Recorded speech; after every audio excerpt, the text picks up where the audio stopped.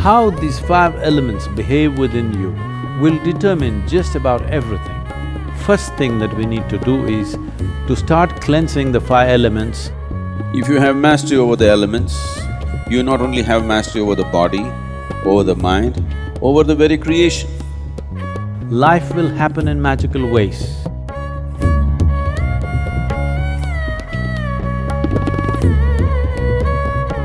This body, this very earth, the universe and the cosmos, all are just a play of five elements. This body's composition is such that 72% of this body is water, approximately 12% is earth, 6% is air, 4% is fire, and the rest is space or akash. How these five elements behave within you will determine just about everything. Bhuta means element. Bhuta Shuddhi means to become free from the taint of elements or to cleanse the element. It means to become free from the physical nature. Right now, the physiological and the psychological processes are having a complete grip over most human beings. What we call as our physiology is something that we accumulated. What we call as our psychological process, the whole content for this is also accumulated in the form of impressions. Between these two, who you are or existentially what is the nature of your being is completely missed.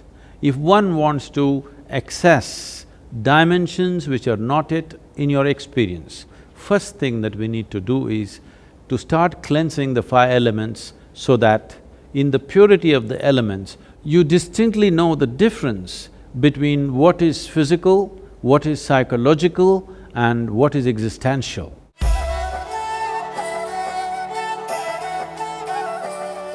Among the five elements, water acquires the greatest significance because 72% of this body is water. If we take sufficient care about the water that we consume, not just in terms of its purity, it being bacteria-free and those kind of things, but the way the water is kept, in what kind of container you keep it, how you keep it, how you touch it, how you approach it. Because there is substantial scientific evidence today to show you that a thought, an emotion, a touch, these things can change the molecular structure of the water and can greatly alter the way water behaves within your system. So, one needs to understand, you are not dealing with a commodity, you are dealing with life-making material. Water is life.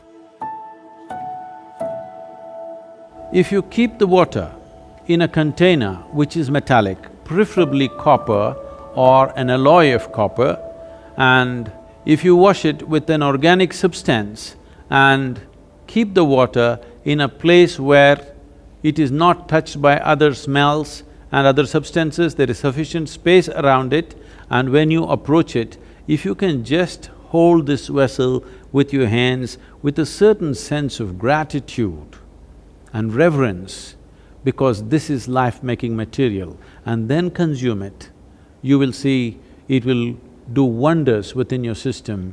Healthfulness and equanimity will be a natural consequence of this.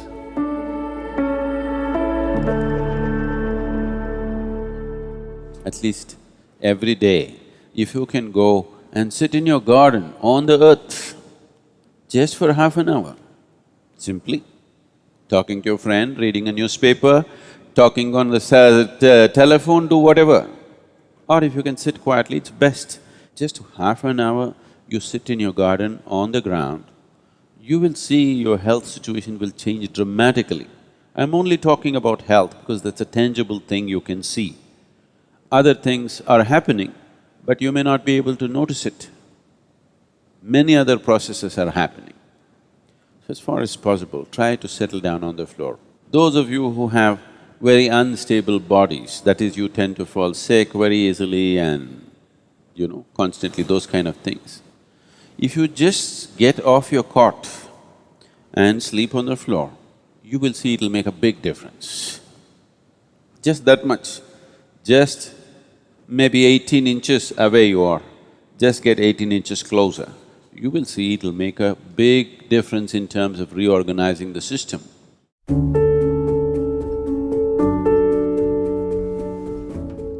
Though air represents only 6% of your body's elemental constitution, it is the most dynamic part of the element in terms of the transaction that happens on a minute-to-minute basis.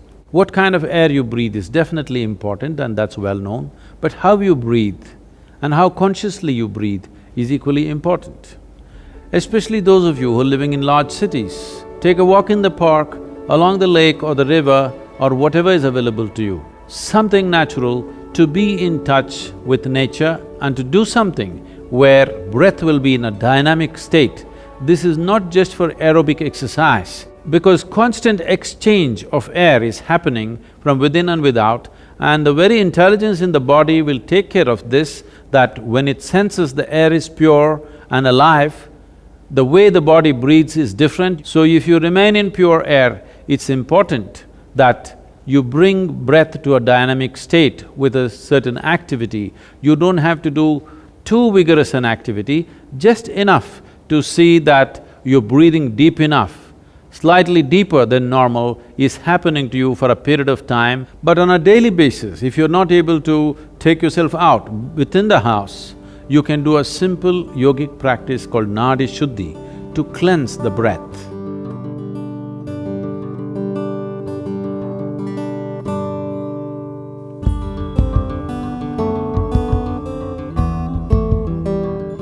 Fire accounts for 4% of your elemental makeup.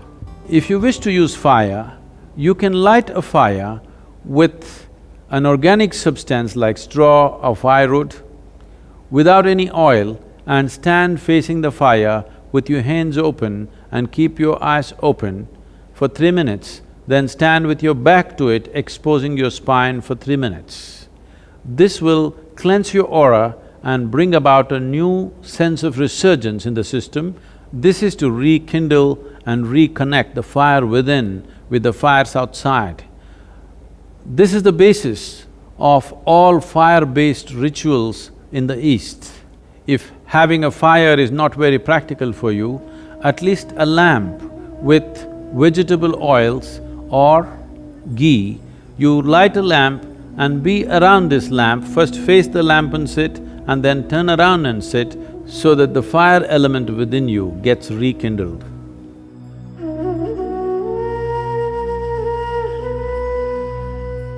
The fifth and the most expansive dimension of the elemental composition is Akash or etheric space.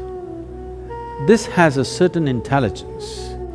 The nature, quality and the power of your life essentially is determined by how much access can you find into the Akashic intelligence. As I said, this is an expansive part of the elemental composition. That means there is no limit. There is only that much water, there is only that much air, that much earth and that much fire. But the Akashic dimension is a limitless possibility. If you find excess in a limitless manner, both your perception and intelligence can grow. One simple process you can do to find more access to Akash or the Akashic intelligence is, after sunrise, before the sun crosses a 30-degree angle, look up at the sky once and bow down to Akash for holding you and this planet in place. After the sun crosses 30 degrees, sometime during the day, any time, look up and bow down again. After the sunset, within the 40 minutes after sunset, look up at the sky and once again bow down. You are not bowing to any imaginary gods up there, just to the etheric space around us, which is holding everything that we are in place. If you get the Akash to cooperate with your life energies, life will happen in magical ways. An intelligence that you have never thought possible will become yours. In terms of health, well-being, perception, knowing, everything, enlightenment. Everything is handled if only you know how to keep these five elements properly. The most fundamental practice in the yogic system, which is the basis of everything else that we are doing, is called as bhuta shuddhi.